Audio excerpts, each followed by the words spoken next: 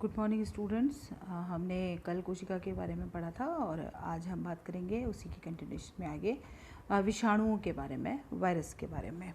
Virus रोगजनक होते हैं और लंबे अरसे से हमें वायरस जो हमारे लिए प्रॉब्लम है उसके बारे में हमें पता था। बहुत शुरू से जब हम जानते भी नहीं थे वायरस क्या है और क्या नहीं है, तब भी हमारे यहाँ गाँव में चिकन पॉक्स और स्मॉल पॉक्स की बात होती थी, माता निकल जाने की बात होती थी और वो माता के पीछे कारण जो है वो वायरस था।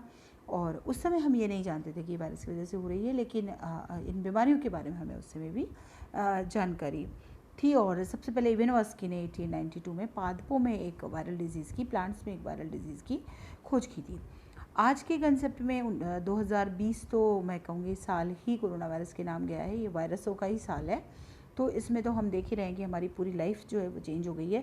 कई सारी चीज़ें, हमारा लाइफस्टाइल इसने बिल्कुल बदल दिया है। हमारा रहने का तरीका, खाने पीने का तरीका, घर से बाहर न निकलिए, मास्क लगाइए और बहुत सारी चीज़ें जो है वो हमारे सामने वायरस की जो है आ रही है। और जैसा आप जान रहे हैं, थोड़ा सा मैं 1 मिनट कोरोना वायरस की बात करूंगी, फिर हम अपनी क्लास जो विषाणु के बारे में वायरस है उसके बारे में हम बात करेंगे। कि जैसा आप जान रहे हैं कि ये विषाणु या ये वायरस जो है कोरोना वायरस, ये या तो हम किसी संक्रमित व्यक्ति के थूक के छींटों या उसकी छींक के थ्रू जो उसका नाक से जो भी जो भी ड्रॉपलेट्स निकल रही है उनके संपर्क में आ जाएं तो उसकी वजह से हमारे अंदर फैल रही है।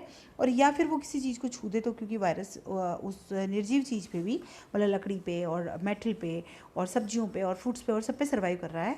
तो अगर हम वो कॉन्टामिनेटेड चीज़ को छू दें या कॉन्टामिनेटेड चीज़ को खा लें तो उसके थ्रू भी हमारी बॉडी में आ सकता है, क्योंकि हम किसी चीज़ को छूते हैं और फिर उसी हाथ को हम अपने नाक या मुंह पे लगा लेते हैं तो वो हमारी बॉडी में अंदर जा सकता है। तो इसलिए सबसे ज़्यादा ज़रूरी इसके लिए आपको कहा जा रहा है कि आप मास्क पहनिए और आप अपने हाथों को दिन में बार बार धोइए। बार बार 20 सेकेंड अगर आप साबुन से हाथ धोते हैं तो इस वायरस से आप बचाव कर सकते हैं, क्योंकि उसके बाद आपके नाक या मुंह पे हाथ लग भी जाता है। वैसे तो आप कोशिश कीजिए ना लगाएं, लेकिन लग भी जाता है तो वो आपके लिए उतना प्रॉब्लमेटिक नहीं रह जाता। या फिर आप घर से बाहर हैं तो बार बार अपने हाथों को सैनिटाइज़ कीजिए।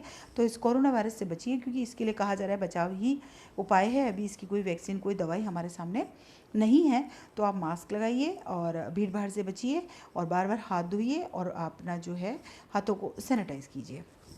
तो ये तो आज के समय में जिस चीज़ की सबसे ज़्यादा आवश्यकता है उसके बारे में बात हुई। और अब हम आते हैं जनरल, हमारा आज का जो टॉपिक है विषाणु या वायरस के बारे में। वायरस ऐसा इन्फेक्टिव एजेंट है जो कि न्यूक्लिक एसिड और उसके चारों तरफ प्रोटीन कोट से बना हुआ है। सिंपल न्यूक्लिक एसिड है जो कि एक प्रोटीन कोट में लिपटा हुआ है, उसके द्वारा ये बना हुआ है। ये बहुत ही छोटा है, इतना छोटा है कि हम इसको नॉर्मल माइक्रोस्कोप से देख भी नहीं सकते। और जैसे ही ये किसी लिविंग सेल के कांटेक्ट में, होस्ट की सेल के कांटेक्ट में आता है तो इसमें ये एबिलिटी है कि ये मल्टीप्लाई कर सकता है, अपनी संख्या को बढ़ा सकता है। तो ये एक ऐसा इन्फेक्शियस एजेंट है जो protein code plus DNA, RNA, कोई भी न्यूक्लिक एसिड हो उनसे बना हुआ है। साइज़ में बहुत छोटा है और होस्ट सेल के कांटेक्ट में आते ही अपने आप को मल्टीप्लाई कर सकता है। वायरस सेल नहीं है अपने आप में जो कि डिवाइड कर सके, ऐसी सेल नहीं है वो, बल्कि वायरस जैसे ही किसी होस्ट सेल के कांटेक्ट में आता है तो ये अपने आप को असेंबल कर लेता है, अपने आप को बना लेता है। लेकिन सिंपल इन्फेक्शियस एजेंट की तरह इसमें भी जीन पाया जाता है, और क्योंकि जीन पाया जाता है तो इसमें भी उद्विकास की या इवोल्यूशन की क्षमता है, और साथ ही साथ इसके म्यूटेंट भी बन सकते हैं। जीन में माइनर चेंज हो जाए तो इसका म्यूटेंट जो है वो आसानी से, इसका उत्परिवर्तन हो जाता है और इसका नया स्ट्रेन जो है वो आसानी से बन जाता है। ये प्लाज्मिड से इवोल्व हो सकता है। प्लाज्मिड क्या है? एक छोटा पीस है डीएनए का जो कि सेल्स के बिटवीन एक सेल से दूसरी सेल में मूव कर सकता है, उससे ये आसानी से वायरस जो है वो इवोल्व हो जाता है। और सिमिलरली ये जो है बैक्टीरिया से भी इवोल्व हो सकता है। और लगभग 5000 स्पीसीज़ हमें वायरस की आज तक, अभी तक लगभग 5000 से ज़्यादा स्पीसीज़ के बारे में हम वायरसेस की को जानते हैं। वायरस जो है 2 या 3 पार्ट से मिलकर बना हुआ है। जैसा हमने कहा, एक जीन है जो या तो डीएनए का बना है या आरएनए का बना है। जीन एक लंबा मॉलिक्यूल है और वो जेनेटिक इन्फॉर्मेशन को कैरी करने का काम करता है। दूसरा जो इसका भाग है वायरस का, वो है एक प्रोटीन कोट जो कि इस जीन को प्रोटेक्ट करता है। और कुछ वायरसेस में एक तीसरा हिस्सा और देखने को मिलता है, एक फैट से बना हुआ एनवेलप प्रोटीन कोट के बाहर की तरफ भी पाया जाता है, पर वो पाया जा सकता है अथवा नहीं भी जा सकता। लेकिन जीन और एक प्रोटीन कोड तो हर एक वायरस में पाया ही जाता है। कहीं कहीं पर फैट का एनवेलप भी देखने को मिलता है। इनकी जो शेप है वो अलग अलग प्रकार की, भिन्न भिन्न प्रकार की हो सकती है। शेप इनकी काफ़ी वेरी करती है, ये अलग अलग तरह की हो सकती है। ये सिंपल कुंडली नुमा शेप के भी नज़र आ सकते हैं। हेलिकल शेप जो है इनका बहुत कॉमन शेप है, या आसानी से उस शेप के दिखाई हमें दे सकते हैं। सिमिलरली ये जो है घन के आकार के, घनाभ आकार के, क्यूबिकल सिमेट्री के भी दिखाई दे सकते हैं। और इसी तरह से इनकी बहुत ही कॉम्प्लेक्स स्ट्रक्चर भी पाई जाती है। हेलिकल टू इकोसाहेड्रल और टू मोर कॉम्प्लेक्स स्ट्रक्चर्स भी जो है वो इनकी आसानी से देखने को मिलती है।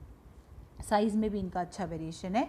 ये 20 से 300 नैनोमीटर तक साइज़ वेरी कर सकते हैं, और even it would take to 30,000 to 7,50,000 also. और अगर हम देखें तो कई बार इनको स्ट्रेच करके 1 सेंटीमीटर तक भी इनकी संरचना हो सकती है। रॉड लाइक वायरसेस भी पाए जाते हैं। अलग अलग प्रकार के जो हैं वो वायरसेस जो हैं वो देखने को मिलते हैं। कुंडलीनुमा, घनाभ और जटिल कई प्रकार के स्ट्रक्चर, और जो बैक्टीरियोफाजेज हैं उनकी बहुत ही कॉम्प्लेक्स स्ट्रक्चर देखने को मिलती है, जो हम आगे जैसे जैसे पढ़ेंगे वैसे वैसे हम आगे बात करेंगे।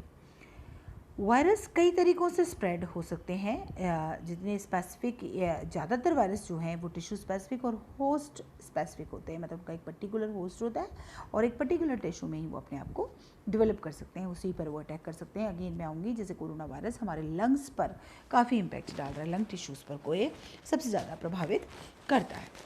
तो ये जो है टिश्यू स्पेसिफिक और होस्ट स्पेसिफिक होते हैं, और कई प्रकार से ये स्प्रेड कर सकते हैं, फैल कर सकते हैं। जैसे प्लांट वायरसेस की अगर हम बात करें तो ये प्लांट टू प्लांट जो इंसेक्ट और छोटे मोटे कीड़े मकोड़े जो जाते हैं, जिनको हम ऑर्गेनिज्म कह रहे हैं, उन ऑर्गेनिज्म के द्वारा एक प्लांट से दूसरे प्लांट पर आसानी से स्प्रेड कर सकते हैं। और ये ऑर्गेनिज्म जो है ये वेक्टर्स कहलाते हैं। ये वायरस के वेक्टर्स हैं जो कि वायरस को एक जगह से दूसरी जगह ले जाने का काम कर रहे हैं। इसी तरह एनिमल के और स्पेशली मतलब इंक्लूडिंग ह्यूमन ऑल्सो, एनिमल्स के और ह्यूमन बीइंग के जो वायरसेस हैं वो बॉडी फ्लूइड्स के थ्रू, अगर बॉडी फ्लूइड का एक्सपोजर हो जाए तो उसके थ्रू जो है ये इन्फेक्शन फैल सकता है। जैसे इन्फ्लुएंजा का जो वायरस है, ये एयर में अगर ड्रॉपलेट्स रह जाए मॉइस्चर की, जैसे किसी इन्फ्लुएंजा के किसी पेशेंट को कफिंग हुई हो या स्नीजिंग हुई हो, उसने खांसी करी हो या वो छींका हो, और एनवायरनमेंट में वाटर ड्रॉपलेट्स उसकी बॉडी से, नाक से, मुँह से बाहर आई हो, और कोई दूसरा व्यक्ति उनके संपर्क में आ जाए तो ये उससे स्प्रेड हो जाता है, same as corona, again I repeat. उसी तरह से जो नोरो वायरस है ये फीकल और ओरल रूट्स के थ्रू स्प्रेड हो सकता है। कंटामिनेशन हैंड्स में हो जाए या फूड में हो जाए या वाटर में हो जाए, और उसको अगर आप ले लें, फूड और वाटर को इनटेक कर लें, तो उसके थ्रू जो है ये फैल सकता है। इसी प्रकार से जो इम्यूनोडेफिशिएंसी वायरस है, HIV जिसे हम कहते हैं, उसके बारे में हम जानते हैं कि वो बॉडी फ्लूइड्स के थ्रू ट्रांसफ़र होता है। अगर HIV इन्फेक्टेड पर्सन का ब्लड किसी नॉर्मल पर्सन से मिक्स हो जाए तो वो इसका HIV का पेशेंट हो सकता है। सिमिलरली जो सेक्सुअली ट्रांसमिटेड फ्लूइड्स हैं उनके द्वारा भी ये जो है HIV वो स्प्रेड होता है। अब जैसे डेंगू फीवर है वो ब्लड सकिंग इंसेक्ट्स के द्वारा, ब्लड सकिंग इंसेक्ट्स के वेक्टर्स हैं, उनके द्वारा ये एक प्राणी से दूसरे प्राणी में फैलता है। डेंगू हम जानते हैं मच्छर के द्वारा फैलता है। एक मच्छर एक जो है डेंगू के पेशेंट को काट ले, और अगर उसके अंदर वो वायरस आ जाए और फिर वो किसी नॉर्मल पेशेंट को काटे और वो वहाँ पे ब्लड में छोड़ दे उसको वायरस को, तो वो भी डेंगू से ग्रसित हो जाता है। इसी प्रकार जो रोटा वायरस है ये इन्फेक्टेड चिल्ड्रन के डायरेक्ट कॉन्टैक्ट में अगर हम आते हैं तो उससे फैलता है। एक और इम्पॉर्टेंट बात है कि एंटीबायोटिक्स जो हैं वो वायरसेस पे इम्पैक्ट नहीं डालते, वायरसेस को प्रभावित नहीं करते, बल्कि जो एंटीवायरल ड्रग्स हैं वो डेवलप करी गई हैं जो कि ट्रीटमेंट में, लाइफ थ्रेटनिंग इन्फेक्शंस के ट्रीटमेंट में काम आती हैं। और वैक्सीन्स अगर प्रोड्यूस हो जाती हैं तो वो भी life long immunity, viral infections को प्रिवेंट करने के लिए, रोकने के लिए हमें दे सकती है। और फिर मैं रिपीट कर रही हूँ, और इसीलिए अभी ये कहा जा रहा है कि कोरोना की कोई वैक्सीन वगैरह अभी तक नहीं आई है, तो तब तक इससे केवल और केवल बचाव कीजिए। अब हम बात करें इसकी डिस्कवरी की कि ये वायरसेस कैसे कैसे ढूंढे गए, कहाँ पता लगा, किस तरह से पता लगा, उसके बारे में। तो 1884 में सबसे पहले एक फ्रेंच माइक्रोबायोलॉजिस्ट हुए, चार्ल्स चैम्बरलैंड। उन्होंने एक फ़िल्टर इन्वेंट किया जिसको हम चैम्बरलैंड फ़िल्टर या चैम्बरलैंड पास्चर फ़िल्टर आज के कंसेप्ट में कहते हैं। इस फ़िल्टर में क्या था कि इसके पोर्स जो हैं वो बहुत छोटे थे, इतने छोटे थे कि बैक्टीरिया से छोटे थे, मतलब bacteria can not pass that filter, उसके पोर्स को वो क्रॉस नहीं कर सकता था। तो इन्होंने जो भी सॉल्यूशंस थे उसको उस फ़िल्टर से अगर छाना तो बैक्टीरिया फ़िल्टर में नहीं गया, जो छनित था उसमें बैक्टीरिया नहीं गया, बल्कि सॉल्यूशन से कम्प्लीटली बैक्टीरिया रिमूव हो गया, फ़िल्टर के ऊपर ही वो रह गया। तो यहाँ से थोड़ा बहुत जो है इसके बारे में जो खोज है वो शुरू हुई। फिर अर्ली 1890s में एक रशियन बायोलॉजिस्ट हुए डेमेट्री इवानोव्स्की, और जैसा मैंने आपको बताया उन्होंने प्लांट वायरस की, इवानोव्स्की ने प्लांट वायरस को ढूंढा। तो उन्होंने क्या किया, इस फिल्टर को यूज़ किया स्टडी करने के लिए, और टोबैको मोज़ेक वायरस को उन्होंने स्टडी किया। तंबाकू में एक रोग हो जाता था जो वायरस जनित था, उससे संबंधित उन्होंने अपनी खोजबीन या अपने एक्सपेरिमेंट्स किए। और इन्होंने क्या किया कि जो उसकी इन्फेक्शियस टोबैको प्लांट जो थी उसकी पत्तियों को क्रश किया और इस फिल्टर से उसको छाना, और उन्होंने ये बताया कि इस फिल्टर से छानने के बाद भी जो छनित है वो भी इन्फेक्शियस रह जाता है। तो दैट मीन्स बैक्टीरिया तो क्योंकि ऊपर छन गया है, तो अब जो आ रहा है छनित जो आ रहा है उसमें कुछ ऐसा पदार्थ है जो कि इस बीमारी के लिए रिस्पॉन्सिबल है, जो कि उस टाइम टीएमवी में या टोबैको प्लांट में जो उस समय हो रही थी। और वो क्या था, वो टोबैको मोज़ेक वायरस था, वो टीएमवी था।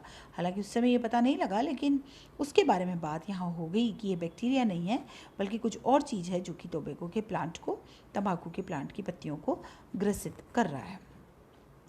फिर 1899 में एक डच माइक्रोबायोलॉजिस्ट आए, मार्टिनस बेंचरनेक। उन्होंने ऑब्जर्व किया कि ये जो एजेंट है जिसकी हम बात कर रहे हैं, ये केवल डिवाइडिंग सेल्स में ही अपने आप को मल्टीप्लाई कर पाता है, अपनी संख्या को बढ़ा पाता है, जो कि लिविंग डिवाइडिंग सेल्स है उनमें ही ये डेवलप करता है। हालांकि वो इसकी कोई ऐसी पार्टिकुलर नेचर को उस टाइम डेमोन्स्ट्रेट नहीं कर पाए, और उन्होंने इसको कंटाजियम विवियम फ्लूइडिम नाम दिया। उस समय उन्होंने कंटाजियम विवियम फ्लूइडिम इसको कहा, जिसका मतलब होता है एक सॉल्युबल लिविंग जर्म। ऐसा कोई लिविंग जर्म है जो सॉल्युबल है, मतलब घुला हुआ है, वो इन्होंने इसको नाम दिया। फिर 20वीं शताब्दी की शुरुआत में, अर्ली 20th सेंचुरी में एक इंग्लिश बैक्टीरियोलॉजिस्ट आए, फ्रेडरिक टॉड। उन्होंने वायरस बैक्टीरिया को भी इन्फेक्ट कर देता है इस प्रकार की खोज की। उन्होंने बताया कि ये बैक्टीरिया पे भी अपना असर डाल सकता है। फिर इलेक्ट्रॉन माइक्रोस्कोप का आविष्कार हुआ, और 1931 में एक German engineer Ernst Ruska and Max Cornell, इन्होंने सबसे पहले वायरसेस की इमेजेस को इस इलेक्ट्रॉन माइक्रोस्कोप के थ्रू देखा और दुनिया को इसके बारे में बताया। Max Cornell and Ernest रुस्का। 1935 में अमेरिकन बायोकेमिस्ट और वायरोलॉजिस्ट कहिए वेंडल मेरेडिक स्टिनले ने सबसे पहले एग्जामिन किया टोबैको मोज़ेक वायरस को, और उन्होंने बोला कि ये बने हुए हैं प्रोटीन से, और कुछ समय बाद उन्होंने इनको सेपरेट करने में भी सफलता प्राप्त की। इन्होंने वायरस को सेपरेट कर दिया, प्रोटीन पार्ट अलग कर दिया और उसका आरएनए पार्ट जो है उसको अलग कर दिया स्टिनले ने 1935 में। और उसी समय 1931 में लगभग एक अमेरिकन जो है अर्नेस्ट विलियम गुडपास्चर, इन्होंने भी इन्फ्लुएंजा वायरस पे ही अपना काम कर रहे थे, और दूसरे कई वायरसेस जो कि फर्टिलाइज्ड चिकन एग्स पर अपना असर डालते हैं, उन पर भी ये उसी समय पैरेलली जो है वो वायरसेस पे काम कर रहे थे। अब कुछ इनके करेक्टर्स की बात करें, कुछ इनके सिंपल जो करेक्टर्स होते हैं जो वायरसेस में पाए जाते हैं, उनकी अगर हम बात करें तो ये ऑब्लिगेट इंट्रासेलुलर पैरासाइट है। ऑब्लिगेट अविकल्पी अंतराकोशिकीय परजीवी है, बैक्टीरिया का, प्रोटोजोआ का, फंजाई का, एल्गी का, प्लांट्स का, एनिमल्स का, और even human are also animals. तो ये इनमें से किसी का भी ऑब्लिगेट इंट्रासेलुलर पैरासाइट हो सकता है, सेल के अंदर पाया जाने वाला पैरासाइट है। इसकी अल्ट्रा माइक्रोस्कोपिक साइज़ है, ये बहुत छोटा है, 20 nm से 450 nm तक डायमीटर तक इसका पाया जाता है। ये सेलुलर नेचर का नहीं है, इसकी स्ट्रक्चर बहुत ही कॉम्पैक्ट, इकोनॉमिकल, बहुत अलग सी है, और ये अपने जो भी लाइफ के करेक्टर हैं उनको इंडिपेंडेंटली परफॉर्म नहीं कर सकता, खुद के बेस पे परफॉर्म नहीं कर सकता, इसको कोई ना कोई होस्ट सेल चाहिए होती है।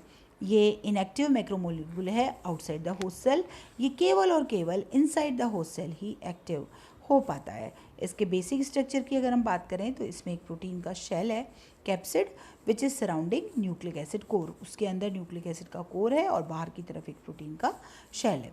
न्यूक्लिक एसिड डीएनए भी हो सकता है और आरएनए भी हो सकता है, लेकिन दोनों किसी पर्टिकुलर वायरस में एक साथ प्रेजेंट नहीं होते, या तो डीएनए पाया जाएगा या तो आरएनए पाया जाएगा, और उसके चारों तरफ प्रोटीन का कोट पाया जाएगा, शेल पाया जाएगा। Nucleic acid double standard DNA हो सकता है, सिंगल स्टैंडर्ड डीएनए हो सकता है, सिंगल स्टैंडर्ड आरएनए हो सकता है, या डबल स्टैंडर्ड आरएनए भी हो सकता है।